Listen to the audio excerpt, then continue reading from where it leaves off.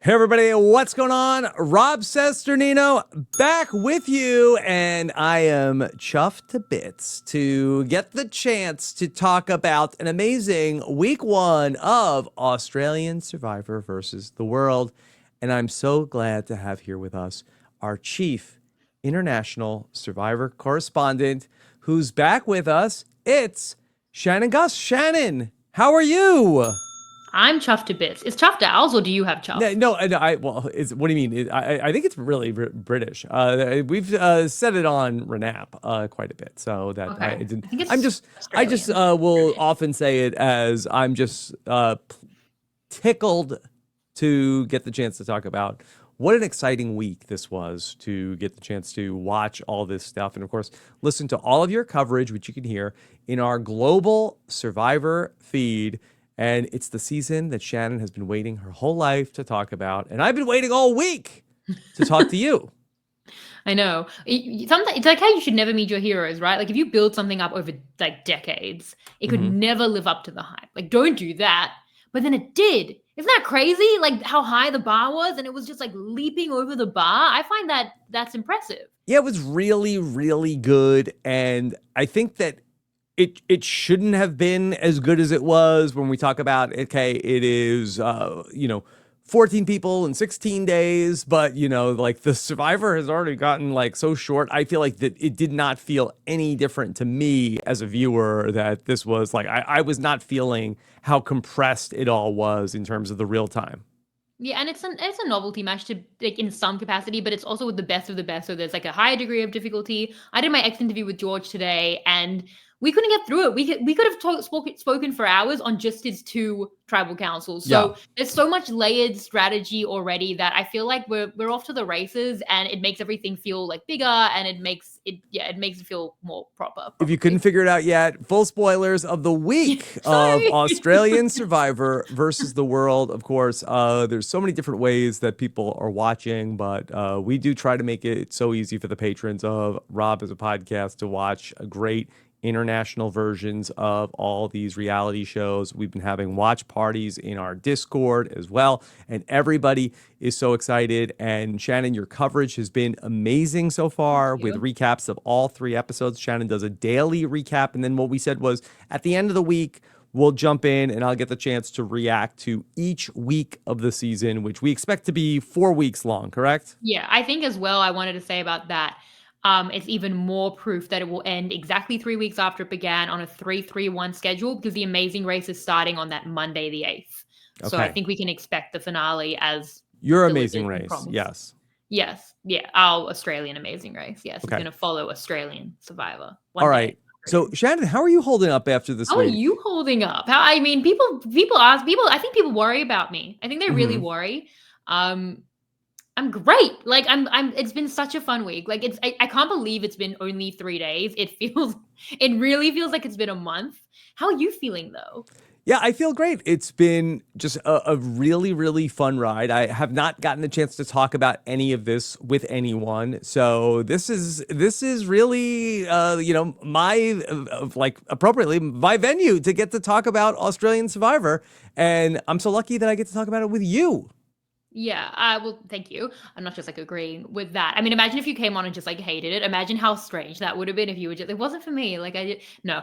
I'm glad that you're on board with the entire Survivor fandom. I feel like Yes, everyone's watching and everyone is agreeing that I it's didn't hate phenomenal. it. I really enjoyed it, but I think that there's like Oh no, such a don't stop. frustration that we have with an all-star season of Survivor, or really of anything, where like we love the idea in concept of like, okay, we're gonna get this, we're gonna get all these people, and then we have to watch people that we wanted to see leave, and so it is like I do find it to be a frustrating experience of just see. I wanted to watch more of David. Like I loved And you having it. will. Like and it was, I thought it was so fun. David and Luke, and they're plotting with Janine, and like, okay, this is great. And then it's like, oh no, David's gone. And George, I always feel like that George is great television, and so that while it's great to watch George get voted out, it will stink that the next episode isn't going to have George. Yes. But to massive butts on that. Sorry. That firstly, what exits? Like Easy, Shannon. Okay, George came back and he has a dad bod, but we don't have to like talk. Like I don't. That's not what we do here at RHAP. I watched it with George at George's premiere party. We saw a lot of it. Anyway, so the butts we were talking about is that they went out in spectacular fashion in these like You're talking about George's alliance with I'm talking about George's with exit. Luke and David. Is that what you're talking about? Yes. I mean, look, I'm not doing it. It's certainly not me. I'm feeding into what the show is giving me. Yes. And now what you are. Like, I can't avoid it, and I'm trying to, and I'm just okay. like, it's like that Smithers meme, but with butts. You watched the premiere with George. I watched the premiere with George, but the premiere party that I went to, Rob, hobnobbing was so much with fun. the international glitterati, as always. It felt like it. It felt Kirby was there. If you don't get the Kirby thing, meet Kirby. Yeah. Like I would do it. I'm like, I'll give up my game for you. She's like, I do want to follow up and ask you more about that, but tell me about this. So you watched the premiere with George. Yes. Yeah, no, I watched the premiere with George, and no, I was just saying about his butt. That's fine. Not from the butts. I'm just saying that the caveat that you were saying, it's like it's hard to see people So go. You're saying that basically like, hey, yeah, for you, yeah, George is off your TV, but he's in my life and I still see George regularly. That's not what I'm saying at all. I was just saying that I watched his butt with him on Sunday night. Okay. Now I'm going back to what was originally said. They went out in spectacular fashion. The episodes were amazing. It was incredible TV. Yeah. Especially that second episode. Also, now I can't even remember. No, also, we're left. Okay, you can't be mad when we're left with the wealth we are left with because it's not an inconsistent cast. So we're okay. Like, I know that not many are like David and George, and Rob Bentley is one of the best winners of all time. But we still have all three Americans left. We still have like Lisa's been incredible TV. Every Australian is delivering. I know Cass and Tommy can bring it. Like, we're okay. Sure, and Cass and Tommy, I'm sure they can bring it, but I didn't come here to see Cass and Tommy. Like, sure. Tommy's so sweet, and he came in on a motorcycle. That was cool. That was so cool. Sure. Okay. I don't want to get like. Listen, Tommy we're 7 minutes into this. I me. don't want to start talking about Tommy. Okay. No, Tommy, I will. Tommy, thank you for listening. Tommy DM'd me. He listened to our Finland recap. Mm-hmm. And he said it was very accurate, and I was like, "How?" Because I'm sure. Shannon watched all Cass.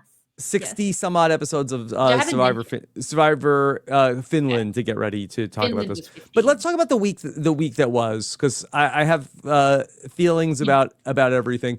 How many of them are about butts? No, I don't have a lot of butt. I didn't have anything on butts either. I didn't do this. You did this. Neither of us came in here to talk about butts, and it's been about butts. And I'm just saying I didn't do it. It was you. It's not what I do. But you did it. I did. But you did. I think people can rewind it back. Who made this about butts? I don't think it was me. Yeah. Anyway, did you have thoughts? Non-butt related thoughts? Yeah, so just in terms of the week that was, we really started off that first episode. We spent a lot of time with the World Tribe, and it really was, such an interesting episode in terms of the downfall of Rob Bentley. Yes, you got it. Okay, that's good. And just really a classic like Survivor downfall for him. And Parvati doing Parvati things. Like I really felt like in the first episode, though, and I think this was correctly awarded in the Chizzy point discussion, I really felt like that Suri was the hinge in that whole episode in terms of what she was doing there. And I don't know if she got enough credit. I mean, we gave it 6 Chizzy points, so definitely here. Yeah, from you guys, and really, it was so much of like Parvati's story, but I feel like that without Suri, it wouldn't have worked for Parvati.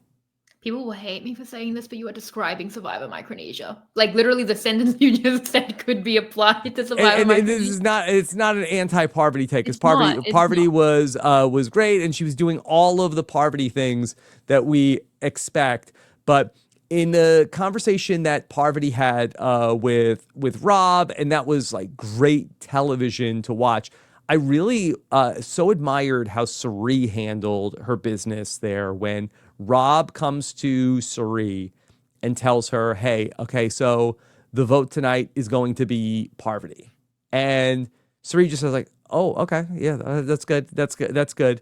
And just the way that she is going to, okay, I'm going to receive that information. And then she tells us I'm not doing that. Like, that doesn't work for me. It's not what I want. And then goes about the process of how do I change what's going to happen, and working with Parvati and working with Lisa, who I think has been so much fun. But I just really felt like that whole first vote really hinged on Suri. And what I also liked about Suri so much in that first episode was there's that moment when, and so much Dondi stuff. I had meant to, I Yeah. was going to text Joe Manganiello, and I was like, hey, you watching this? That's how you pronounce that? Yeah, Joe Manganiello. Manganiello? Yes. Okay. I was so And off. I wasn't anywhere near that. when Suri got up at tribal council and then went over to everybody and was like, hey, we're still good, right? We're still good. I didn't get the sense that was Suri being the enforcer. Like, I got the sense that, if they said to Suri, like, no, I don't think so. Like, that was the deal breaker. I think Suri might have wrote down Parvati's name. Wait, you're on texting basis with Joe Manganiello? That's not the point of this story, Shannon. No, I flew by. Joe Manganiello is a great guy, and he loves Survivor. You can text him? You have his number. Listen. We're not. That's ridiculous. What do you want to tell Joe Manganiello? Something now. I mean, I'm put on the spot. Can you tell him to help me Stay with me. I don't. Stay with me, okay? Crazy though. That's amazing. What a humble brag that was. Okay, flex. But yeah, Suri. Yeah. Do you think that Suri, if they said to Suri, like, that's kind of a big deal. That's the stuff about the fake Dondi spoilers. The Dondi bomb. Yes. Do you feel like would Suri have voted with the Rob's people against Parvati in that spot? Yes, because it's not Rob's people. Like, Lisa's the swing. Sure. Lisa and the Cass Tommy trio. And I know you don't want to talk that much about Cass and Tommy, right? But no, they were the lead with them. Group. Yeah. Yeah. Well, I think that they. You can say their names. They're not Voldemort. Wow, saying Voldemort out the gate. No, I mean, yes, redacted Quebec woman and redacted Finland man and Lisa were the three that were in power, I think, as led by Lisa. I love the way they came to Lisa and kind of like looked to her for what to do. And I love their little bond between the three of them. And I do think that Suri would be aware of that. Like, they're between Rob and three people. Like, they're making a decision between a 6-1 or a 4-3. And Suri would know if they're not going, that she's not going to be on the 3 of the 3-4, So I think that she had that relationship with Lisa to do that. And she also probably was like, if they want to jump, who can blame him at this point? Mm-hmm. Because Parvati didn't even tell us about Deal or No Deal Island, or is Parvati on texting basis with Joe Manganiello? We didn't even know about it. How could someone I would suspect, on texting basis with Joe Manganiello? How could that happen? So yeah. Because to me, it was evocative of the Survivor Micronesia Final 6 when we see that Amanda and Parvati are at the bottom, and then of course Amanda goes to Exile Island, and then she has the idol, and the edit hides that from us, and Suri doesn't seem to know that that's the case, and I believe Suri does vote with what is it, Eric and Natalie, and is Alexis still there? Is that she goes out? Okay. Yeah, so who goes out? Yes. And Suri votes with them, right? Because it's like, well, you don't have the numbers. I'm not going to go to a tie. I mean, has it always been debated if Suri knew about that? And now I can't recall it. I don't know. Not what we're here to discuss today. When you do your Suri deep dive at the end of the season, that's 9 hours long. You could ask her about that. Don't even tempt me with a good time. Like, I could only dream. Well, I do think that the 50 of that maybe complicates things, where I don't know if Suri can, I know you, like, I'm sure you'll get to have your long-awaited exit interview with Suri, but I don't know if Suri will be up for able to do like a very lengthy deep dive to talk about this, like had she not played on Survivor 50. And that's also so interesting about this, where we didn't even anticipate that. So, we were going to get to, so this is also like a window into, so this is only the first of 2 Suri seasons of Survivor that we have coming. It speaks to the like reality TV legacy of these players, that they've either just come off a reality show that's like a big plot point, or they're about to host a reality show or be on another one. So It's the multiverse, as The Lisa says. as Lisa But said, yeah. And did you like the Lisa fangirling over, because Lisa won Survivor yeah, New Zealand in an RHAP shirt. Like, this is sure. Lisa's level of fandom for Survivor, and it was just it. She, I think, spoke for me and a lot of the listeners. I loved Lisa so much as a TV character. And you know, I had never gone through and seen all of Survivor New Zealand, but I just felt like I could personally relate to Lisa so much because I felt like that to me, it was a lot of how I felt to go play on Survivor All Stars, where I felt like, okay, sure, like, and I didn't win Survivor the Amazon, but I had like my own like little Survivor experience, and now here I am with all of these people that I had watched on television, and I was so excited to have seen, and so like I definitely could relate to what Lisa. I thought that she was so good in her own right, and I thought she was so much fun and such a great TV character to watch. So I really was very happy for her getting to watch her play, and I think that she's done such a great job. She was great in that episode. I mean, I didn't agree with the decision, but I still thought she put herself in a great position. So we watched that episode at the premiere party next to Lisa. And in that scene where she's talking about how much she loves Suri, Peter's at the bar across from Lisa crying. He's already seen the episode. I'm like, why are you crying? I think a lot of people had an emotional reaction to how much this game means to her and to us. Like, yes. I think it was just a beautiful, Can you talk way that through? That. Why was Peter so emotional? Should I go ask him? I think maybe he sees me and Lisa, and he just knows. And like anyone who has a passion for anything, and I think anyone who has a passion for Survivor, like Lisa spoke for us about loving this game, and loving Suri over decades, and putting your whole heart into it, and like living this dream, and just the emotional connection that she felt to it. I think I tear up watching it. I think a lot of people, but I also have a big smile. Like, I think a lot of people felt that way about Lisa and how emotional she was just to be there with Suri. Yeah. Like, it was so relatable.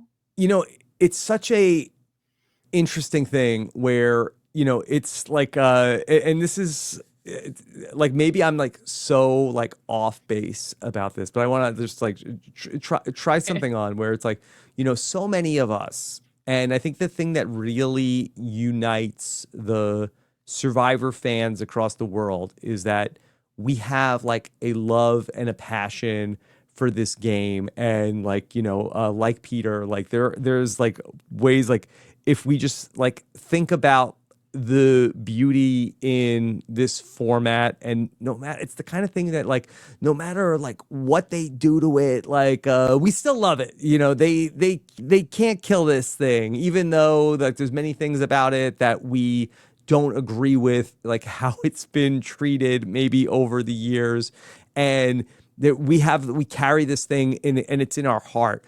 But I think that the difference between us and some of these other people, I don't know if that's necessarily like how Suri or Parvati or Boston Rob or Sandra, of course they not. Like, I don't feel like, no, and maybe that's Kirby what's different about them. Yeah. Like, or David, or like, like I just kind of feel like that we have like such a like a reverence and a passion for this beautiful thing that we like cherish.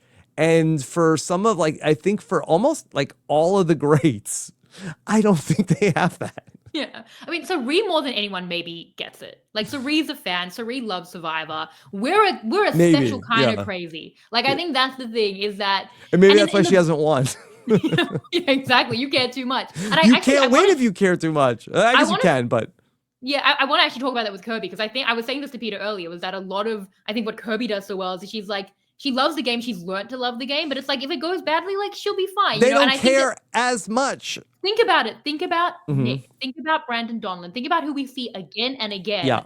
Archetypes who love it too much, and it's actually really hard in the game. The greats are beyond that, and I think that is good for their game. But like, and this is a weird thing to say because these people have played the game multiple times. I'm not saying that Survivor is more important to me than to them. I'm just saying that it's bizarre for, I think, a lot of us that Survivor is so much of our life and our friendships, and like... You love it more. And like, I mean, I interviewed Parvati a couple months ago. She's like, yeah, I haven't watched any of the new era stuff. Like, it's so much. Like, could you imagine, like, even if you weren't podcasting, could you imagine not watching the show?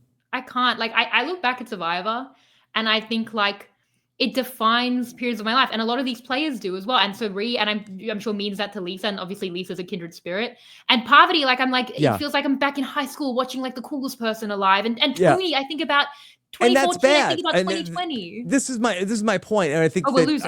I just want I just want to be We're very like massive intentional losers. about what I'm saying. This is not like a knock on the greats. Oh Like no, what I'm saying is we're like crazy. for the greats, what's great about them is that they are driven by the desire to get a win, like to win at all costs. That's their passion, is winning. It's like the Kobe Bryant mentality, more so than their drive is the passion of I love Survivor so much. Yeah. And as you know, I love winning. You know, I'm competitive, but I love Survivor more. Like, I think that our audience and Lisa voiced this, and that's what was Yeah. so emotional about it, is our audience get that. And most of the greats are like, get away from me, weird freak. Why are you Right. crying? And I'm like, that's how I imagine if I met And Suri. this is a Yeah, self-criticism. I think I love Survivor more than I love winning. I know. That's what I'm saying. I feel the same way. Like I love this And I love thing. winning. I love Survivor so much. Like, I love it. This week, like, I love it so much. Like, watching, Yeah. you know, I'd seen the episode twice when I went to the premiere party. I was watching it for a third time. And I was like, I love this show. I'll watch this episode again and again. Like, I think that if honestly, if you don't feel this way, like, I'm sorry I called you a freak and a loser, but like, you're in the wrong place if you don't feel this way. Like, we're on our like 6 hour of content about this week, and this week really reminded me. Anyway, so my point about Lisa is I think that if you get it, you get it. And I think many of us get it. And Yeah. she put words and tears to that in such a beautiful way. And Suri was kind enough not to be like, get away from me, weird person. Why are you crying? Like, I'm just a human being. It's like, no, you're not. You're Suri. You don't understand. And Yeah. Suri's very, very gracious with that. But anyway, But this was a Suri, I tangent think too. also, and Parvati, to her credit, like I think that some of these like all-time greats, they can recognize when, okay, like this is a person that wants to work with me, and person is like picking up what I'm putting down. Like, why would I want to get rid of this person? And so I don't mean it in like any sort of like that she is, doing anything bad towards. It's a win-win. Yeah, 100%. And I think Lisa's lovely, and I think she could get along really well with Lisa. And Yeah. also, Lisa was the swing vote, so ticks And the across the irony board. is, there are people that if you Unintended. put them out on the island with Lisa, they would be like how Lisa is with Suri towards Lisa. Yeah, 100%. I mean, Lisa was the star of the episode. She's on the show. Like, as she said about Rob, she's like actually won the show. Like, she's a Survivor winner, which is a very elite global club, and she still is like she paid to be there.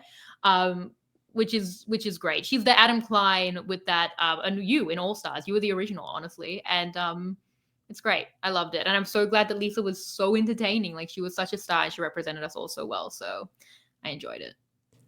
I didn't get the chance to listen to your exit interview with Rob Bentley. How was he? He was gracious. You know, he was like, I didn't know these people coming in. I knew the Australians. I'd watched Australian Survivor. I didn't know who Parvati was. I didn't know Parvati and Suri's relationship. I underestimated Parvati. She was right to be offended. So he was like, look, I'm going to go big or go home. I'm always going to try it a type of way. But I think that he took some accountability for coming in pretty hard and underestimating his opponents. Can I give some flowers to Tony? Because Please. they vote out Rob Bentley in the first episode, and like this is like kind of I guess they're just like, okay, well, I guess they're just gonna lose all the challenges now, and then since they get rid of Rob, and then really now Tony has become like especially in that second challenge, he was such a Tony carrying the World Tribe on his back, and then he and Parvati also were so great in that third challenge that they ended up doing with holding up the sandbags. But Tony, I think, has come in and has really, learned so much, I think, from the Winners at War game. And I think that Tony is, I think he's in a horrible spot. I'd be really shocked if we're not sitting here a week from now and Tony's not out of the game. I'm sad about that. And that I just think that he has done, everything that he has needed to do, and that he's just like in such a no-win situation. Yeah, which is ironic for Tony, who often wins. Who probably loves winning more than he loves Survivor. Yeah, I think that he learned a lot from Game Changers. Like Tony will never be that player again. Like he's learned Hmm. what to do on Winners at War. Sometimes it's not going to work out situationally, and hopefully this is not that case. Hopefully it goes well. But he has been playing well. Can I say something we didn't say on the third episode recap? And I was rewatching a bit of it before we came on, and just like kicking myself that we didn't talk about it because it's so funny. One of the best moments of the week is how Tony loses the ladle in the well. And he wants to, he's getting Lisa to push him in the well. Yeah. He's like, push me. And he's like half in the well, Rome style. It's genuinely like classic Tony brilliant content. The business with Tony and the key, I did wonder, like, do you think that my thought was, did Tony lose the ladle, or was this an excuse for Tony to search for the key in the well? Like, was he like Rome had to do? Is he like, okay, let me okay, is it in here? Let me just double check. Yeah, but you gotta love again, like the Lisa is the fan, has to be sitting there like, I am pushing Tony into this well. Mm-hmm. This is an iconic Tony moment. Like, you know, like she should appreciate, but I just Well, maybe felt he bad was that we didn't mention. just like testing out, like, could the spy submarine Oh, finally be like, he's gone to the air, he's gone to the spy nest, he's gone into the ground. Could he finally go into the water? true. Submarines they've gotten a lot of good PR lately. I think if you're gonna be a spy Are you talking about submarine, the submersible? it's the one where the people died. Yes, that's How yeah. long ago was that? We're really using the word recently very loosely. That feels so recent to me. Time is abstract. If you're gonna be a submarine, do it in the ocean. Like, don't do it in the well. Yeah. Because can you imagine if you open up the well and Tony's inside it? Like, that's so scary. Surprise. Like, Max Dawson got voted out for putting his feet in the pot. I feel like if you submerge your whole body into the well, like that's a don't ticket do out that. of Don't do here. that. But That's Game Changers, Tony. Like, that's not good. yeah, we have to ask if he really did lose the ladle, or if he was That's my looking for number the one thing. question. Yeah, Believe but no, I'm sad for Tony, because I feel like that he has done almost everything that you would have asked for. Like, it's hard for me to really critique his game other than to like just not be Tony, where he really has sort of like has seemingly like loyalty to Parvati and Suri, and they just don't want it. They don't want to work with him, and he has like really no other avenue to go down. The returning casts are always like that, and this is more than that. Like, it's like, you know what I mean? Like, there's always going to be these skews of people who know each other and like possible pregame relationships. Like, we have people who've known each other for decades. We have a gender imbalance. We had a country imbalance. Like, Yeah. this has been the most skewed, which is why it's even more insane that flips on the Australia tribe, and David, who is so connected, goes out, even though it is a man who's in the lower half of the gender imbalance. I think Tony, as like with the Americans and as a man and without the pregame relationships, it's a tough spot. But look, we don't count Tony Lucas out of the game ever. I won't count him out of the game, but I just feel like that for Parvati and Suri, and I get it, they want, like, they're looking to recreate some of the Micronesia magic and the thing Reheat that's their own nachos. reheating their own nachos. I just feel like they're not, and I wish they were reheating Vlachos. That they.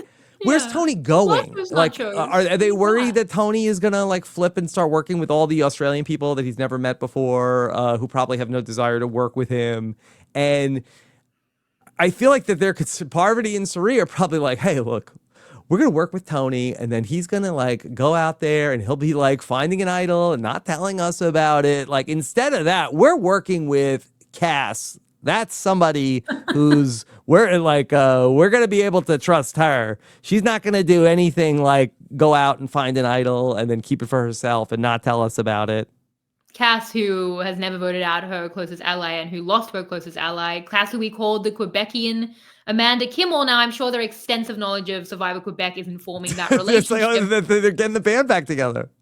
Yes, exactly. We literally, like, Mike said that on the recap. Like, he's like, when we called her the Quebecian Amanda Kimmel, we probably should have seen that. But I think as well, Tony is always going to be a huge threat. He's won the game twice in such dominant fashion. Tony has nowhere to hide, ironically, except the well.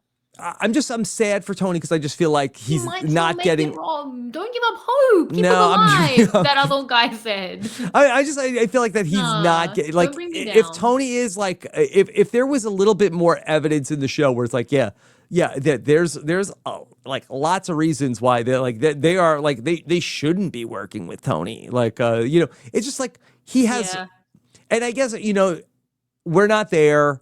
Like it does feel like that Tony is like trying to on house arrest. what? He's on house arrest, like he says, Yeah, he's he's not being gonna, good. he's He's not being, being yeah, good, but it does seem like he is trying to like cultivate Tommy to be like his Nick Wilson of like or his woo, like he'd love basically that. like Tommy would love that. he always has like his like guy who's like going along with like what he's trying to do that he may or may not like include in like some of his plans. And I know he's such a dangerous person. I just feel like that I'm a little like I'm pre-mourning that Don't. Tony is going to go out. You're nighting it. That's before the morning. It's always Hmm. darkest before the dawn, Rob. Like it's gonna be like, cause okay, this is a theory. Like Yeah. on the recap, Mike and I were talking like it's definitely a double tribal next time. There were two necklaces, but I've had messages since my brother was even saying maybe it's a combined tribal. Maybe it's everyone at one tribe. But if you look at the next time on, it's like they could both be at that tribal council. And what they did in Survivor South Africa Return of the Outcast, and I don't know how much this production team has watched Survivor South Africa, but they did steal the podium idol technically from Survivor South Africa, which is the Palesa Yeah. idol. But in Survivor South Africa Return of the Outcast, before the merge, they came together in one tribal council and voted out one person, and then they merged there and then. So that's a theory. And if that's the case, firstly, Tony could win the immunity. Secondly, then the whole dynamics are different. Yeah, And I'm then we not saying that merge. And he's now at the we're next tribal council. Tony is going. well, I it's just looking don't. bad as if it's a double tribal and he doesn't win immunity, it is looking very bad for Tony. Yeah, I just think that he doesn't have a lot of runway to be able to work. And just speak to the season, like we had 3 men go out this week, and I don't think it's necessarily that specifically on the Australian tribe. I don't think it's necessarily like the women are saying like, hey, let's Yeah. take out all the men. I think it just so The happens world's that gonna, the like most dangerous figures on the tribe happen to be a couple of the men that ended up going out, but it just doesn't feel particularly good. Like I kind of feel like that Luke, Tommy, or Tony, like I don't see any of them going particularly far. I could see Tommy as sort of like being, I think Tommy will be the last man standing in the season. Like I could see him Really? as sort of like the Eric Reichenbach there with like, it's just me with 5 of the girls left here at the end. Your impression of Tommy is unfair. You've called him Woo, Nick Wilson, and Eric Reichenbach. Like that's very harsh to any human being. Like those I don't have 3 that much people. to work. It's no Yeah. disrespect to He's Tommy, other better than that. then Nick he's like Wilson doing won. like wolf stuff, which maybe you could give me the lore behind He has why a is wolf shirt. Tommy. Yeah, he's a wolf. Why? But why is he a wolf man? Well, he has a wolf shirt. I don't know if the Finnish subtitles missed out the rest. Why Like has he adopted the Team Jacob? yeah. I don't know. He wore a wolf shirt in his season. He's wearing a wolf Like shirt he now. howls, he wears a wolf He shirt. howls. Why? What is the lore there? You've watched 62 episodes of Survivor Finland. I was hoping you could Finland was explain it to me. 15. Quebec was 67. Keep up. My bad. Maybe our Finnish friends can tell us if there's some sort of Finnish reason that one might be wolfing. Yes. Why is the wolf Tommy's spirit animal? I said that he should have been wearing a sheep shirt. Because what's the point of wearing wolf's clothing? Like you would want to be in sheep's clothing, is Hey. what they say. But yeah, I think Luke will go the furthest of the men. Mm-hmm. Luke was my winner pick. I now kind of don't feel great about that. It's like if it's a whole jury of women, like are they going to give it to Luke? But maybe he does have a good story. I think Luke's in a good spot. So the best. Luke spot is of in a the good men. spot, but I think that Yeah. like if Luke gets to the merge and it's all women left, I think at some point they're just gonna like, oh, like let's just vote out Luke, I right? think this is like a Vanuatu situation, maybe. I don't think so. I think that Didn't think so? at some point, Not like on I think. Parvati's watch. No, I don't think. Yeah, it just does not seem like that is like a viable outcome. So that I would say that's a small complaint on my like and that like it has gotten the gender imbalance has gotten so lopsided Yeah. so quickly that I feel like, and I'm sure there's some people that's like, yeah, finally it's about time, great. And I love that for you. But I'm just saying that there are like a certain number of outcomes that seems like that they are pretty closed off at this point. It would have been lovely if we could have got like a Matt Haywood on the internationals, and we could have got like a Ferris on the Australian tribe, and we could have had 16 people, no gender imbalance, or even an American man. You yourself, Rob, maybe you could have been the fourth man there. And we could I have would have had, gone. If yeah, they would have they called should me, I would have gone. do it for 20 days instead of 16, put in 2 extra guys. Like, I think Mhm. that would have, I don't want to complain about the season at all. It's the best thing that ever happened to me. But Yeah. that would have been quite nice. But I do imagine like they get to a like they get to a point where it's just Luke and all the women. And just imagine like Luke just staring down like 8 women and they're just like, Yeah. get him. It's like that's kind of how it's yeah. So an Yeah. Amazonian fittingly type And situation. everybody is, entitled to, play however they want to. I'm really not complaining about, I'm not complaining about the play style. It's just, I think it's like a little bit of, for me, just like it feels like that Tony does not have a lot of avenues left, because it just feels like, okay, that there's just so much momentum already that 3 men have gone out in a row. It feels like that trend will continue. Yeah, we're not okay. I'm wondering if it happens, Rob. Please, please. I can't worry about this for the next few days. I need to be able to rest, and not worry about Tony Vlachos. But I love him so much, and I just hook him falling into the Yeah. well into my veins. It's like Okay. only Tony can be a 2-time winner of this game we all love so much, and it's like that's the best player of all time, and he's like, I'm stuck in the well, like can't get out of the well, like a man of many layers. He did such a good job in Winners at War, where he was able to like let people forget about him, and he was so quiet, and he was just like the goofy character. Remember Tony's ladder and all of the fun things that he was doing in the beginning of Winners at War, and then ultimately you let him get far enough in the game, and maybe that's a good enough reason why Parvati and Suri are like, okay, like listen, like we can't sleep on Tony. Yeah. Eventually he does need to go, and I think that's probably happening sooner than later. He came off Game Changers for that. That was a great, facade. Yeah. And now he's coming off being a 2-time winner. Like you can't even compare the threat level. But it's like I can't stop laughing at the thought that it's like that's the best ever winner of our cerebral show. And he's like, I'm in the well. It's a very smart show. It's not like regular reality TV. That's what I tell everyone. It's like a board game on the island. It's very smart. And then he's just like, I'm in the well. And he is smart. He can be both.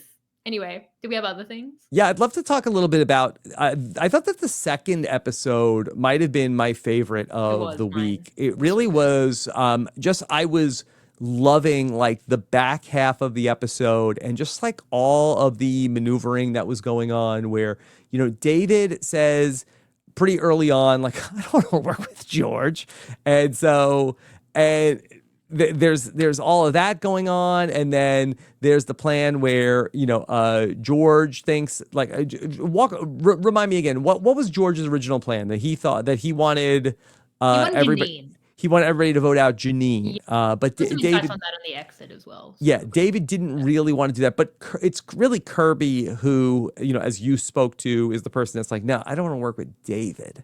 And so Kirby is sort of like leading the charge. And there's everything that's going on with Sarah, who I just thought was in such an interesting position all week long. And I really love Sarah just as a TV character, because that Sarah to me, and she's incredibly smart, but I feel like that she doesn't have a great poker face, and I feel like that her face is like very a beautiful face, but I feel like it's a face that I think often gives her thoughts away, at least to me as a viewer. Where in the third episode, there's the scene where Shawnee comes up and is talking about, okay, I want to work with you guys. And Kirby is just so happy. And so it's obviously Kirby is receiving this like extremely well. But, Sarah's face in that, like her words are saying like, yeah. But her face is like very much, I have big concerns about that. And then her struggles through episodes 2 and episodes 3, and as you've talked about in the past, that, she has an allegiance to David. David is somebody that she's known for quite some time. She wants to keep the Golden God in the game, but she also is conflicted about how she wants to play on this return. And she really wants to play a more loyal game. And now here she is in an immediate conflict with what she set out to do versus what she wants to do. And I just thought that that's the stuff that I find to be so interesting, of these dilemmas that the players find themselves in. Isn't it like that's one of the things we love about Survivor, right? That it like reveals who you are. Like you can only be who you're gonna be. And like Sarah in this season, who has been such wonderful TV and who I truly love, has made Sarah 1.0 look like a loyal player. Like I mean, obviously she turned on David, but she also turned on Kirby before she turned on David by telling David and Janine for David to play the idol. And even in the second episode, when she is trying to take out Shawnee, like that only really works if she's going to be playing both sides, right? Like that also speaks to her connection with Luke, who she's played with before. So even that is not like sticking with a group. Like sticking with a group would be Kirby and Shawnee. They have a name.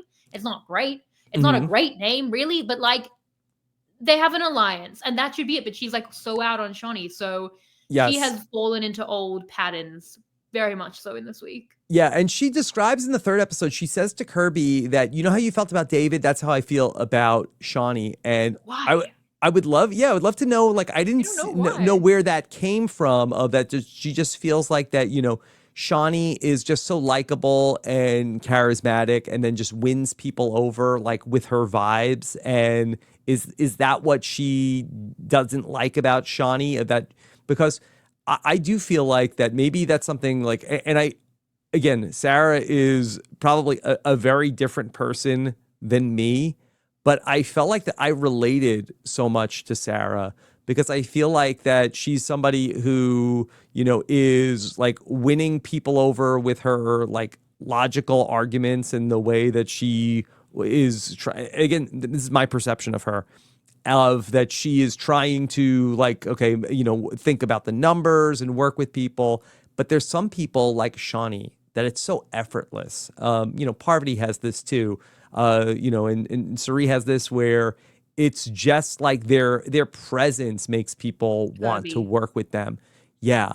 And as somebody that I feel like that I wish I had that. You know, is that why you think Sarah is particularly concerned about having somebody like Shawnee around?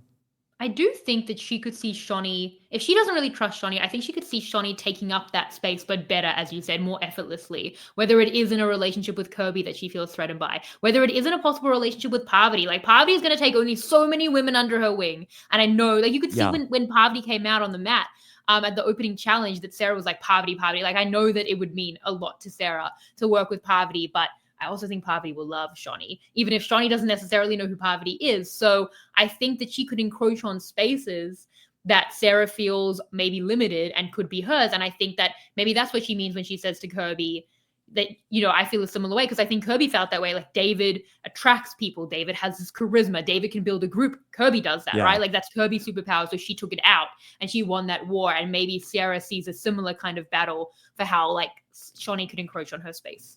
Yeah, it's for some people, it's just the game comes so easy. It's so effortless for some people.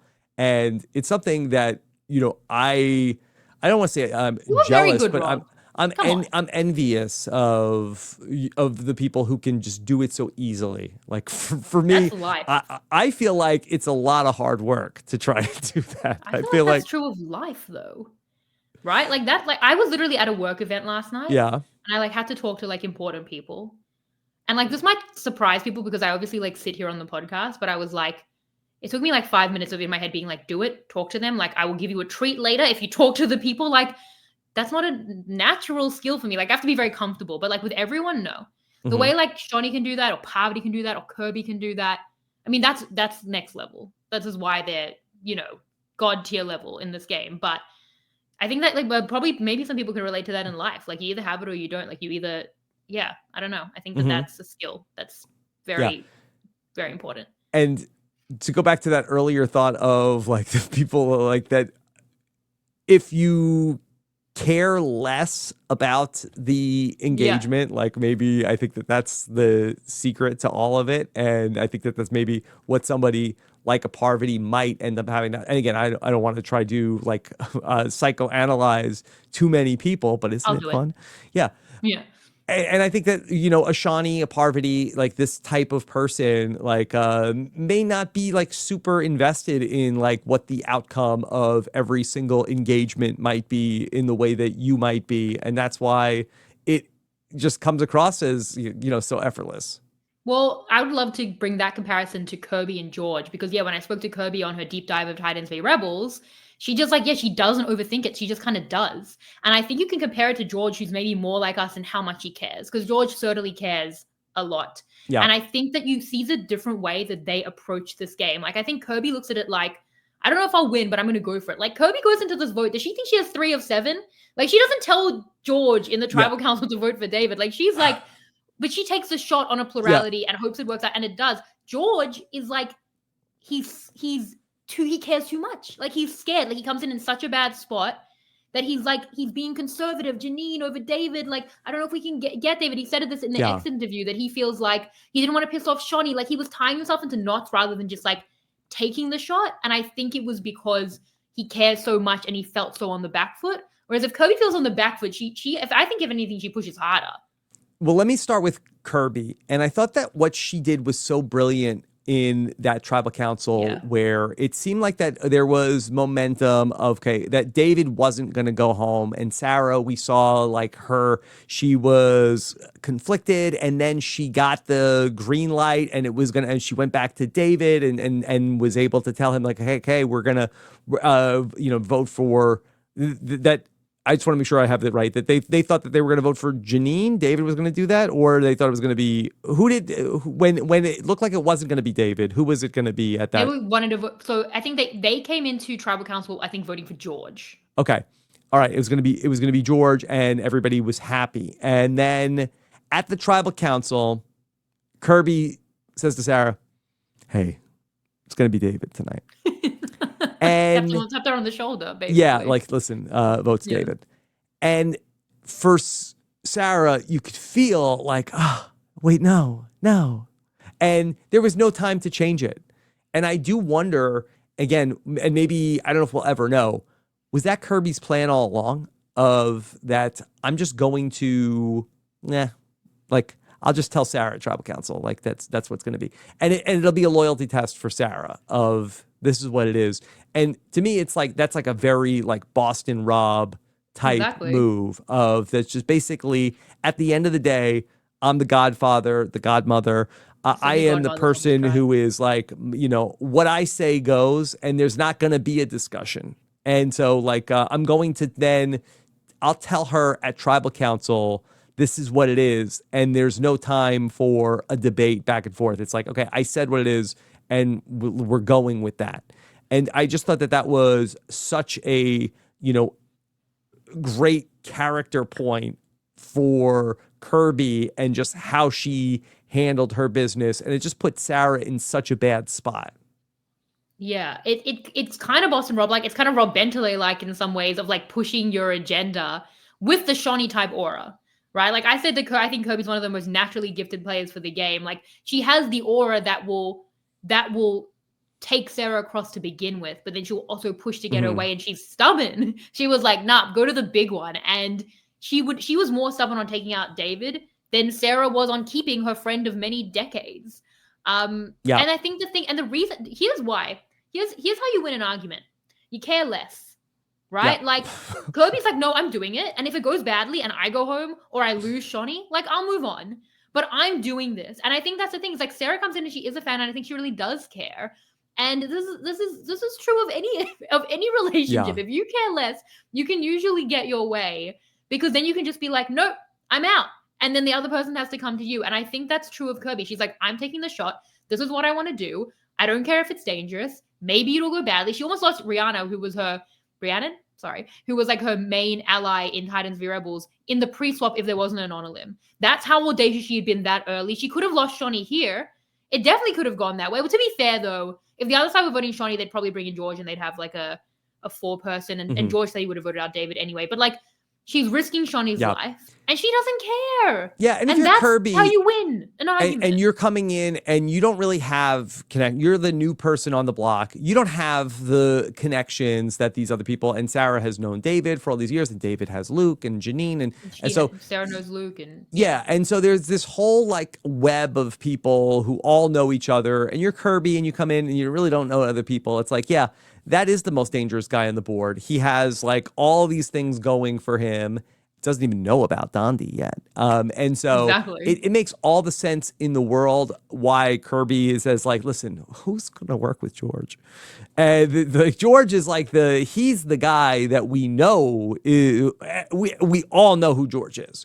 David is the person who could win people over with, of course, like all of the things that we said about Parvati and Suri and the people that it just comes so effortless and easy for, you have that in David. And on top of that, he's a brilliant strategist and, a guy who is just people want to work with. So yeah, sure. Totally understand why Kirby is worried about David. And nevertheless, I wanted David to stay because it was so fun when David was doing his confessional, and David recognizes the threat that's Kirby. And when David's confessionals about Kirby in the water, when he's like, who does she think she is? That I have to come to her and she's sitting in the water? Like, ugh! Like, yeah. He's so good at what he does. And I thought he just, even being back in his element, like I thought he was even better than he was on Dondi, of just like, he was just so instantly back to being the golden god. And I just was really, really enjoying David across these episodes. He was really fun. I think my favorite confessional was like, I don't trust George as far as I can throw a well-worn trope, but like, with probably about 20 meters, maybe 25 if I beat it. And I thought that was great. He was so good.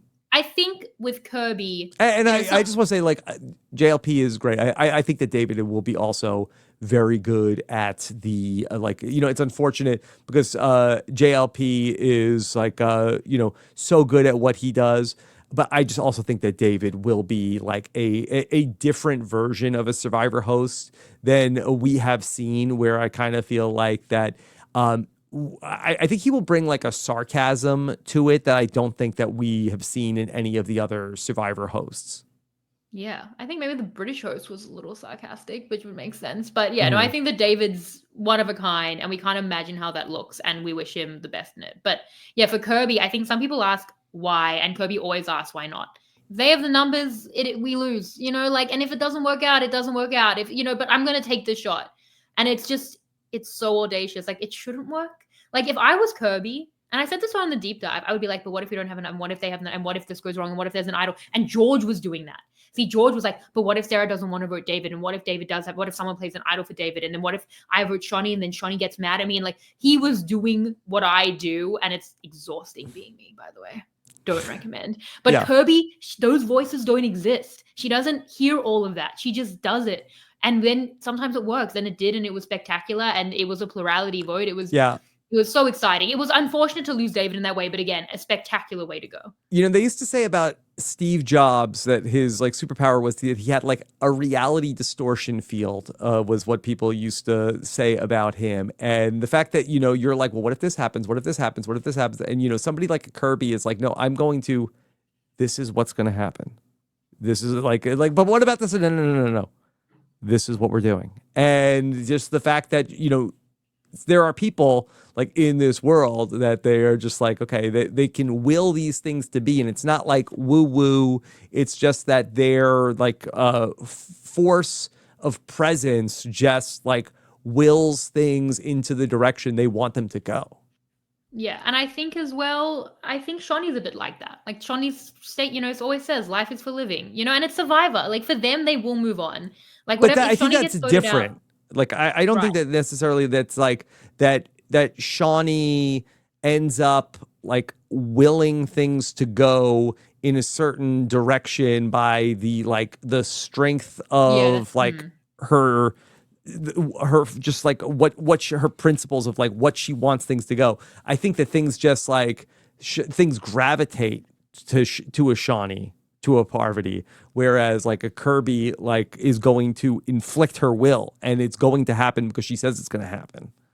But the common denominator of all of that is to care a little bit less. And we came into the saying that we're all weirdos who love the Mhm. show so much. And we're now saying that that's an extreme detriment in our lives. If you're that type of personality type, like we're all in the struggle together. Because yeah, I do think that the common denominator is like, it's a 2-week season. Whether I'm here, I'm here for a good time, not a long time. Like, let's just do it. Like, and a lot of them felt this way. Kirby was like this in a much longer season. So I do think that it's a skill that many superfans really struggle with. I think George really struggled with it. I think he came in such a bad spot that even when he was presented opportunities, he was still like, no, but there's still so many hurdles. And he was in his head. I think that probably was his biggest issue. That was the root of the issues coming into it. Ipuya said like playing scared, which I think was a good way to put it. So yeah, I think that was a troubling spot. But what a tribal council, Rob. How do you look at like the fact that we have lost 3 legends? Like, do you look at legacy differently like that, or does anything happen? Or is it like this is a novelty match? It's tough, it's skewed, there's a lot of different reasons. Like, how do you look at it?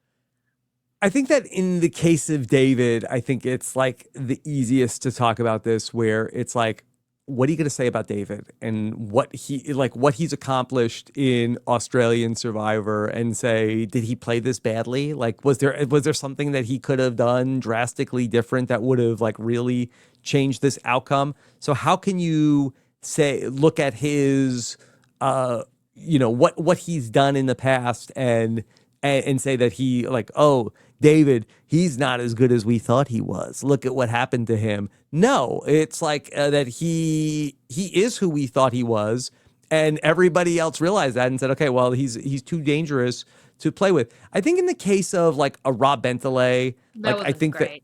yeah, I think that that's somebody that we can look back at and say like, okay, well, it like what he did worked in one Yeah. way, but then there's a body of work where, David has 2 different seasons to point to where he's able to do David type things, and we can look to Dondi. So, like, I think that you can't really, it's a case by case basis. I really do feel like where, Rob came back and we saw him make mistakes or try to, like, he read the room wrong on a few different things. And so we can say that, like, he played a great game there, but maybe his game isn't as portable to like play with other different play styles. Whereas David, I think he's kind of unimpeachable. Yeah, I mean, the most you can say about David is we thought he should have gone for Shawnee over George and invested in George, who, to be fair, in the X interview for me was more like, oh, well, David was a backup. I did get an interesting message from Zach Sinclair about how if David is investing in Sarah and Kirby, like, we're going to vote out George as a 5. If you just hope that they're with you and you do vote for Shawnee, then you could get them on a 2. You could get, say, George and Shawnee on a 2 for David, and then you win on a 3-2-2. That's an interesting thought just in the moment. That's a lot of tribal council. I kind of feel like he's choosing between just Sarah and just George to get to one type of 4. And it's tricky, and he chose his friend of 12 years. Tough one. Like, I feel like with David as well, as you said, there's 2 seasons, and this is like a minor loss. Rob has one incredible season, but it does kind of feel like he played one type of way. He can play one type of way, and sometimes it's going to be incredible. This time or it can go very much the opposite. And George, it wasn't great. He came in a very bad spot. I think he was off kilter from the beginning, and I think that kind of messed up the reads and maybe some of the instincts. But at the end of the day, George comes back after Brains v. Brawn and does what he does in Heroes v. Villains, and nothing can take that away. That's how I feel about like Tony after Winners of War. Like most of these people, like, you can back it up, and George already has. And I'm not talking about buts. I'm just saying, I'm not saying that. You were saying it. I'm just saying he's backed it up. No, I'm just saying he's followed it up already. So that's the legacy. And this this one didn't go so great. But it was a tough spot. Like, George came in a very, very tough spot. And then in Yeah. many ways did make it worse. Well, we haven't really talked too much about George in this conversation, and I feel like that's the next logical place to go, because George, of course, is so interesting to have on television as well. And George was probably overdue to have this outcome in one of his seasons, where that he seems like he's almost always in this position, and this is the one time that happened in both seasons. Like, I thought this the whole of Brains v. Brawn and Heroes v. Villains. So actually, yeah, it's long overdue, actually. Yeah, and I think that really when George has been most successful, that George comes in and he sort of says like, no, this is how it's going to be. And many times in his Australian Survivor playing career that there are people who are scared and they are very fearful for, okay, George is saying that this bad thing will happen to me if I don't do what he's saying. And at the end of the day, enough people blink and then say, like, okay, well, I don't want it to be me. And so I am going to, like, okay, fine. Like there is some safety in just going with, what George wants to do. Those people were not on this tribe. Yeah. Yeah. And it's not, but to be fair, it's not just about that type of person. Like, it's a bad spot for George. Like, Sure. he only knows Shawnee. He blindsided Shawnee. Like, he knows Kirby a bit. Like, I'd been in an event with them before this, but like minimally so. And David's the vice grip. I wish George had just like picked a side, and that I wish he had just held on to Kirby for dear life and just like had her lead the way. I said to him in the X interview, he was like, I didn't believe that Kirby could get Sarah across. And honestly, I get parts of that because Sarah turned on, like, Kirby did that, but that is unforeseeable in some ways that she would turn on a multi-decade friendship for Kirby. But I kind of wish I'm like, George, we analyzed Kirby's game. You should have believed in the power of Kirby. Like, I think if he just prayed to the altar of Kirby, taken that, then he wouldn't have Not Macedonian Jesus. Yeah, which she was. Maybe she should have been as Macedonian Jesus. Like Kara was. Like, I think that he pissed off Kirby, obviously, in that conversation. Because the one conversation with her and David, and where David comes over and says, like, so, like, who's saying my name? And then it was such great television when George said, like, she's right here. That was the wildest conversations you've ever seen on the show. I don't think I'm being hyperbolic. Yeah, that was probably bad. Like, you say, well, you said before, they know George, what's George going to do? I don't think anyone thought George was going to do that. Like, Kirby knows George in some capacity. He commentated on the show. I don't think she could have expected for one. I don't think I've watched George for 2 seasons and I know him personally. I don't think I expected him to do that. And I expect a lot of George. I expect George to do some crazy things. And that was one of the wildest things I've seen on the show.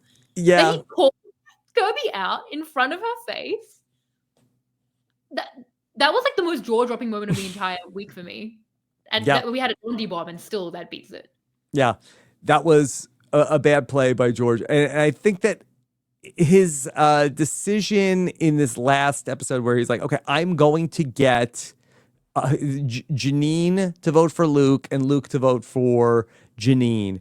And, he's really going to try to force this. And it just, like, it didn't ever feel like that was what was going to happen, where that it just seemed like it was so easy for that there was enough, like, bad blood in that group that I really was surprised that ultimately Janine and Luke even vote for Shawnee in that spot. And Shannon, did I miss it? Maybe could you just, like, talk this through to me? Because, like, I felt like that for there were the 2 votes on Shawnee. We never saw Kirby, like, have the conversation with Sarah of, like, no, we're still doing George, right? That they hid that from us. Yeah, I mean, we can tell that conversation went based on everything we know about that dynamic. So I think that makes sense. That Sarah thought there'd be 1 vote on Shawnee, and she was like, "We need our 2 votes." If she knew there was 2, would she have? Do you think that she would have? I think so. I think that she was so past feeling like she had no agency that I actually think at this point she would have done that. But that being said, okay, so Sarah, if she writes down Shawnee, now it's a tie, okay? Now Shawnee and George don't get to vote on the revote, okay? No, it would be a 3-2-1. Is it 3-2-1? Because George would have voted for Janine, and then Shawnee and Kirby would have voted George, and she would have voted Shawnee with the splits. Had she known, because they changed that at Tribal Council. So she was trying to do a 3-2-1 with her and Kirby on the 1 split, and it would have been her 1 vote. So it would have been, which would have been cool, which would have been awesome. But I think she might have. It would have been changing allegiances to Luke and Janine, which she can do from Kirby because. I don't think she and she does have the relationship with Luke, so maybe it's not a bad spot for her. But I feel like she really wants to throw her lot in with Kirby, and it really did seem like that, I felt for Sarah so much that she felt like that, oh no, Kirby's going to get sucked in by Shawnee and I'm going to be the third wheel here and I can see it happening already. And so I understand how badly she wanted to get Shawnee out of the game. I just feel like that at the point where she does that, where she double crosses Kirby, like I kind of feel like she's kind of in no person's land at that point anyway. Sarah loves no person's land. Like Hmm. Sarah lives in no person's land. Like that's exactly what she would do, I think, if she had the opportunity or known she would have the opportunity, which she didn't. I mean, I feel like she's already breaking from Kirby. They're not well-aligned allies because they have completely different interests. So it's a very uncomfortable relationship where Kirby always gets her way. So it's tough. It's tough. I mean, it was yeah, it's she had to make a choice at a point between like because she could have gone to Janine. Well, Janine, to be fair, Janine and Luke also wanted George out. It's a Hmm. very hard one to do because you have to pile on a split where every other person wants George out. Yeah. Because obviously Janine and Luke do. Shawnee has her reasons, which I actually think can be debated, but like revenge and like he said her name and everything. Kirby had the conversation with George Yeah. days prior. So George came in and he'd made enemies, and it's hard for Sarah to kind of bring that back herself. But This is a on the really split, interesting group if they go to another tribal council with the yeah. five, because you have, okay, so there's Kirby, who now has Sarah and Shawnee. And then on the other side, there's Luke and Janine, but Luke has an idol. I really did think that Luke should have played the idol for David, Yeah, but it sounds like thank that you. maybe That's that what I they said. didn't really think that he Yeah. didn't know for sure that David was going home. But that idol is going to be, I think, a very big deal if they go to another tribal council. Who do you think ends up going home? Is it ultimately that Luke plays the idol, and then whatever name Janine and Luke write down is going to go home? I don't think it would be the idol. I don't think Kirby has Sarah. I think Sarah's gone. I think that Sarah's been pushed to do what she doesn't want to do too many times, literally two times, the two times available. And I But she think did that come through. She didn't betray she her couldn't word, but not. She couldn't yeah, not because it was if she didn't think she could do it without Kirby. Like Kirby's vote was the swing in her mind because she thought there was one vote.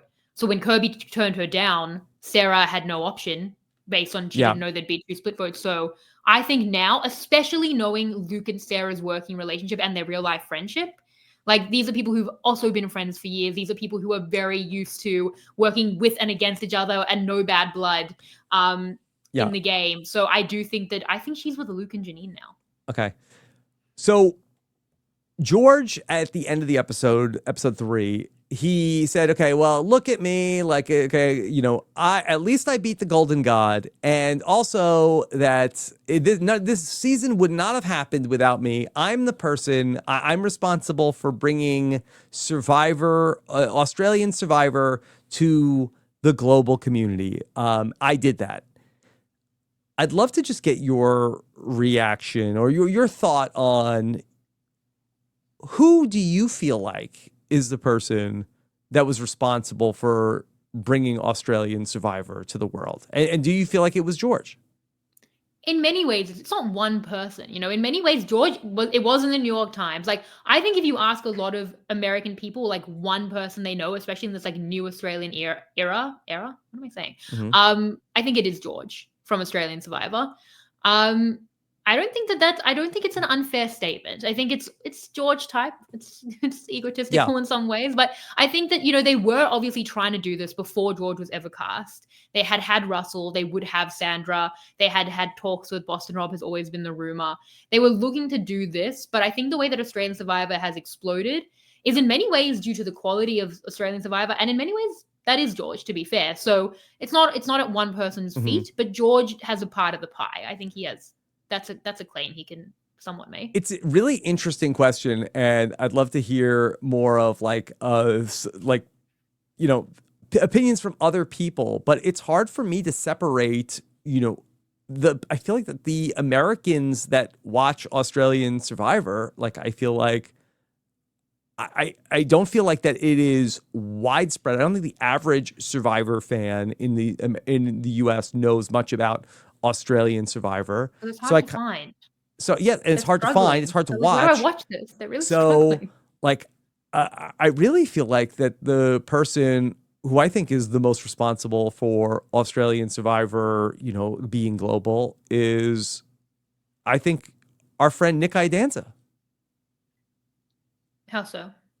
Because I feel like that he was really the first bridge from what was going on in Australian Survivor into the community of people who care about Survivor Yeah. and started bringing in, he's somebody who would comment on uh, American Survivor, and ultimately, brings you in. And I feel like that. What do you? I mean, am I thinking too deeply about Maybe this you covered the first season. with You have the Steven? bigger podcast. Yeah, with Steven. You and Steven combined. Mm-hmm. Share that equally. Maybe you did that. I mean, I don't think so. We'll Like have little pieces of the pie, not me, but I mean like you and yeah, George and I feel like it was. Russell, Sandra. I don't think it was one person. I think it's hard to like attribute it to, because like I just think back to, like, I feel like Australian Survivor was a thing prior to 2021 when George first plays on Australian Survivor. It's gotten bigger, to be fair. I think Mm-hmm. it's gotten to be fair, it would be a very different landscape if they just kept it on Paramount Plus. That Mm-hmm. is the thing that almost doomed it. But Yes. yeah, I mean, Nick is an interesting kind of archetype for that, because I think also Nick points to something that they showed. They had Nick there in the first season with all the other people who didn't know what Survivor was, a trend that would continue. But they cared about Nick's Lisa style fandom, that he cared too much and that he was so passionate. They always connected Yeah. it back to the older brother that we have so much reverence for. So Australian Survivor has always, and Nick I think personifies it, had that reverence for US Survivor. They've always wanted to do something like this. And then through many machinations, it became global, and it became international and not just USAU. But yeah, I think that Nick, maybe he's not the reason, but Yeah. I think he certainly personifies that love from the beginning, that connection from the beginning. And of course, it's nice to see Nick involved with the coverage of and I'm not sure that I know it's is it Drop Your Buffs on, like, what's the official title of the after show that Drop they're your buff. doing? It's okay. It's Drop Your Buffs on. I wasn't sure if they called it, like, if it was, that Sean was hosting the, like, official whatever, like if they had like a different title for it, with Nick is there and with Ricard. And so it's nice that Nick has a place in this, because I really do think that so much of what he started, you have now taken the torch and run with it so much. I think also Luke is a big part of it, where in my timeline of there was the first season of Australian Survivor, which we watched, we talked about, but it wasn't necessarily received especially well. Like, it felt like in the real time kind of a slog. And I feel like that the Sure. Yeah, so cool. 2017 season, which Luke was such a big part of, and a lot of the people from that second season really, helped, where Nick was podcasting about that second season of the show. I felt like that really was such a turning point for not so much like where Big Brother 2 is like drastic, is a completely different game, but like I just felt like that the gameplay went more in the direction that Nick wanted to go in that first season, and ultimately became like a on par and as exciting with the big moves in the 2017 season of Australian Survivor. And that's really the show that I feel like that we've come to know so well. Yeah, I mean, look, the jury was out for me after the 2016 season. The jury was actually great on that season, but like Mm-hmm. genuinely, generally that's how I felt. Yeah. But that second episode of I mean, the 2017, 2016 season, the inaugural season, it was like the mateship season, which was it like, was not I don't, if it stayed in that direction, I don't think it would, maybe it would still be here. no. If that was God, I hate to think about me having to cover that every time if that's what Australian Mm-hmm. Survivor still was. But then in the second episode of 2017, I think Adam went home. I think that was his name. It was like the Chicken Idol thing with AK. Yeah. Yeah. The first episode was also interesting. You had Luke and like it was okay. Like, this is interesting. But that second episode, I was like, Kent, is that a person? Jake, it was Joan and Kent. They win the tie Yeah. in the first episode. Yeah. And then, but then it was when Summertown went to Tribal Council in that second episode that it was just, it was incredible. And then episode 5 was so good. Like, that season was so good. That season made Survivor Mm-hmm. what it is today. But then it's continued on that. Like, it's stayed Yeah. with a lot of really great seasons. And George has been a big part of that. Like, it came back after the COVID break and we had Brains v. Brawn, and that was, amazing. So I think that it's kind of like US Survivor. Like, Yeah. you can kind of tell where people fall in based on where they are. Like, there are people who think of the Borneo cast, there are people who think of Rupert, and then on we move, like Steph Lagros and everything. Like, That's like the Lukes and the Georges. I know the week for that, but that's like the Yeah. where Yeah. you fall into it. George, I think, is really the face of like modern Yeah, Australian exactly. Survivor, and I feel like that. I feel like that the third season of Australian Survivor was like a little bit like not as heralded, and then the fourth season is like is David's first season, and then Luke I think that again. Yeah. David is a big part of Yeah. building it up, Yeah. even further. Very So true. Like I think the names that they got, Luke and David and George, not to discredit like the Shawnees of the world and Haley and everything as well. mhm. But I do think when you think of names, especially the way that Australian Survivor edits, you think of Right. that kind of trinity, that holy trinity. The God, the king, and the other king. Another Yeah. king. So yeah, I think that The king of a look, town. a lot of people have Famously. a lot of a lot of credit to take. It wouldn't be a mayor. You are right. Mhm. A lot of people should take a lot of credit for how good Australian Survivor has been. Like it put itself on the map through a fairly consistent Yeah. run over the last almost 10 years, and Yeah. that's what got us to where we are today, I think. Well, and I think though that if we're looking for the person who brought Australian Survivor to America, like I do think that now when we have to look back at it, with David coming to play on Deal or No Deal Island, like I think that he is probably like I think clearly the most well-known internationally Australian Survivor player that there is, and certainly now being named as the host. Like I think that award, with all due respect to George, I think does go to the Golden God. Which will kill George. That's not what George wants. Like, it's already been a tough week. Like, maybe we don't do that now. Let's not dance on the grave. As he said in his final words, he also said, "I've at least beat the Golden God." So maybe we don't. He did well in placement, sure. Okay. One last question for you, Shannon. How have the ratings been? Do you know anything about this? Better than the last civilian season? Brainsby Born 2 already was beating Titans v Rebels, and this I think has been even better than that, like much better. So I think it's going well. Sam, I think we have a couple of things. Do we have the confessional charts? We might just have a quick look at that because that might be interesting. Does Sam have the? I saw the episode 1 confessional chart. And I saw that like Parvati had like what, like 3 times, 17. like Yeah. what? Welcome to Australian Survivor. People complain until it's Parvati. I don't know where it is. I'm talking into the void. We also have the Chizzy charts. Oh, here it is. Thank you, Sam. Sorry for complaining. Yeah, so Parvati is on 20. Wow. Yeah. She's on 20, but she was on 17 after the first one, right? Or no? Well, okay, what is 13. It? How might do it differently? People the one I had seen was that she had 17 on the first episode. So because some confessionals are really long. I love the Parvati confessional about how Suri talks out of the side of her mouth and then Suri immediately does it. Parvati, they should call her Parvati TV. Has anyone ever made that joke? She's so good for TV. Like she's so much fun. David got 15 in those 2 episodes. Who's not getting a lot of love? Tommy and Cass on 2, Janine on 3, even though 2 tribal councils. You don't love otherwise, honestly, it's pretty even. And do you feel like other than like really kind of Tommy, do you feel like I feel like we're seeing everyone quite a bit? Yeah, I think that Tommy and Cass just feel like the also rans who are there, but that's fine.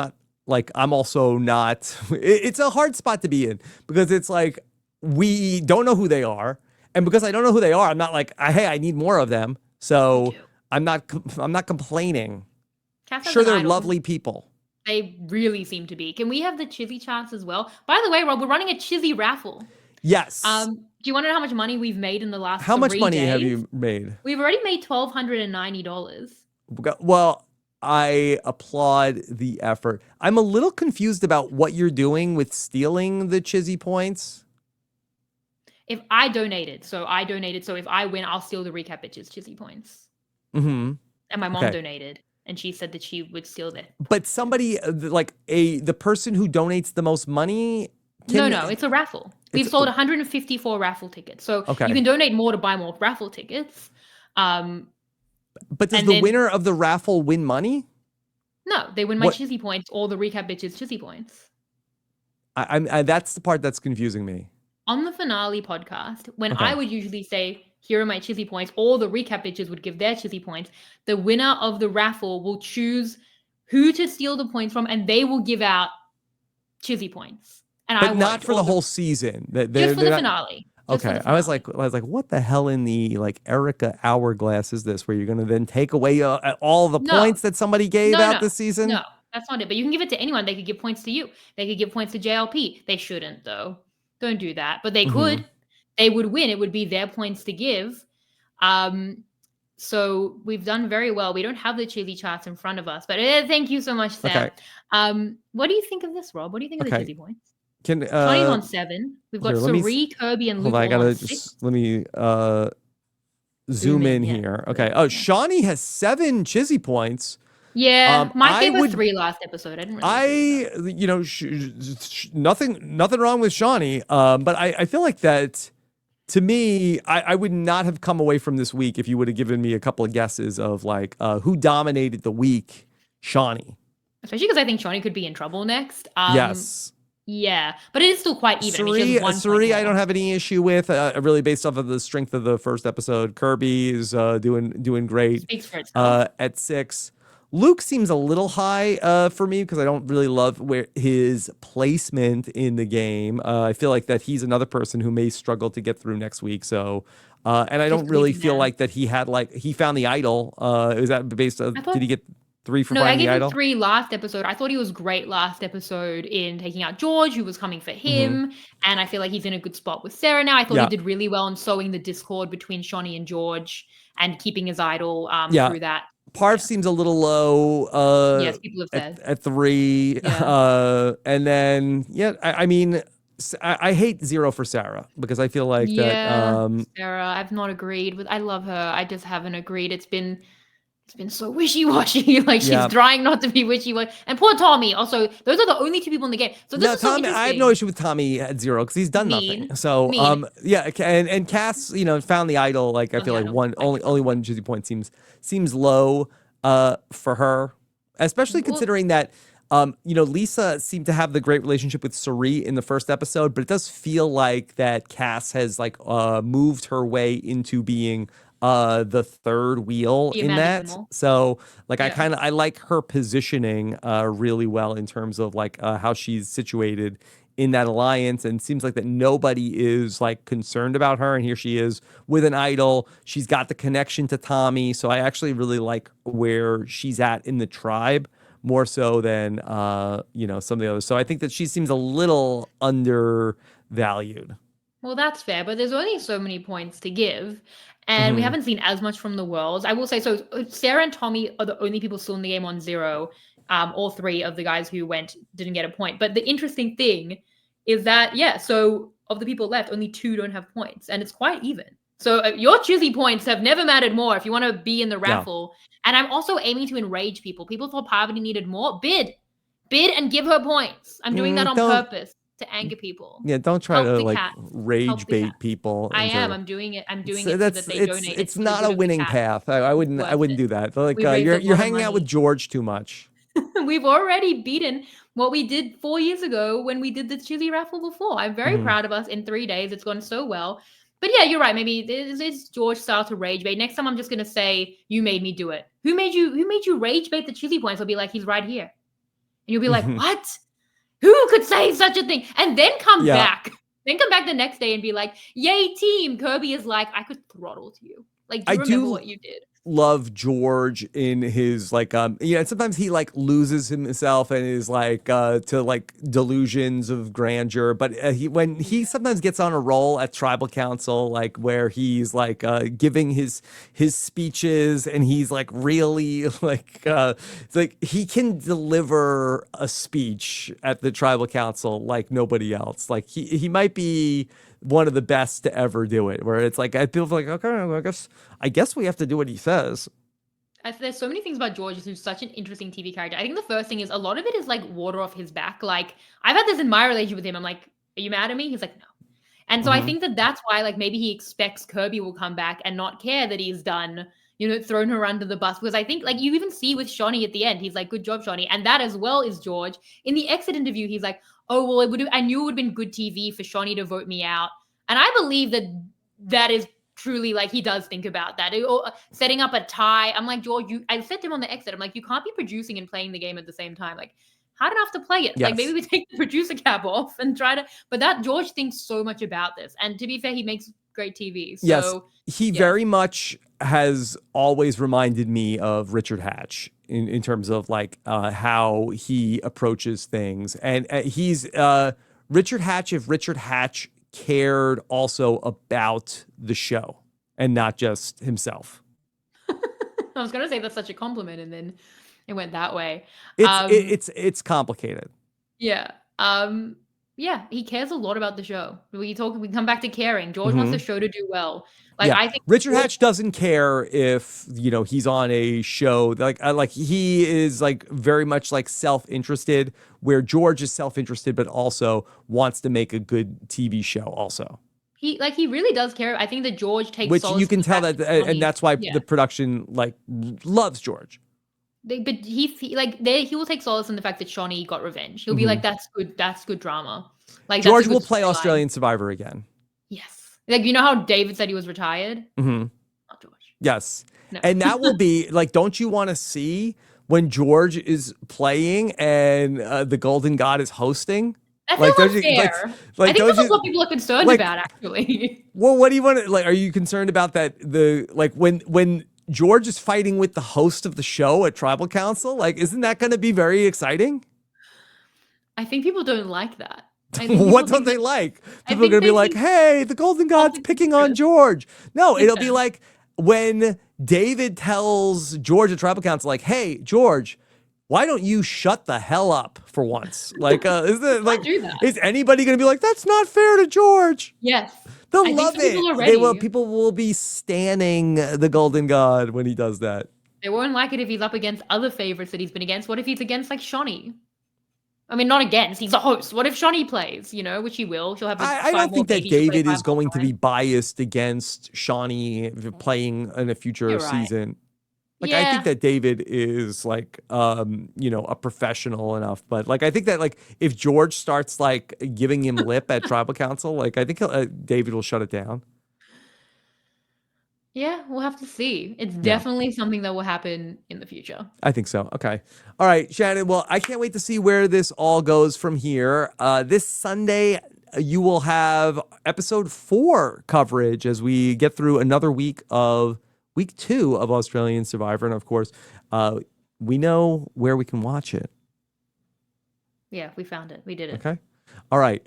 Shannon, of course, has exit interviews with Rob Bentley and also with George. You can also listen to for even more about that. Is your podcast coverage done for the week? Yes, we did it. And also, we also had another podcast about David being host. Mike and I did a reality flash about that.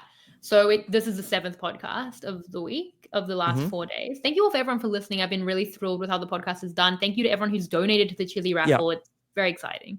Yes, and I really feel like that with this momentous event, I really feel like you and your coverage has only risen to the occasion. Thank you. I'm having a great time. Like, I've enjoyed every second of watching and covering it. So I hope everyone feels the same way of being part of it with us. All right. So thank you so much. Of course, we will have all of our coverage about all of the world's Survivor news right here on RHAP as we begin the Survivor 49 preseason. How about that? I'm not ready. I refuse. Put it back in. A long preseason for Survivor 49. Done. Yeah. Okay. I'll think about that in 2 weeks. Hey, when you have something that people are so hyped about, like Survivor 49, you like give the people what they want. I don't know what to do with that information. I'm gonna get to it in time. Plus, all of the Big Brother that's going on, and so much more, of course, right here at RHAP. Thank you so much for joining us, and looking forward. I love to read your comments as well here on the YouTube channel. Make sure you subscribe to all the podcasts to get all the coverage. Take care, everybody. Have a good one. Bye. This is RHAP. We know reality TV.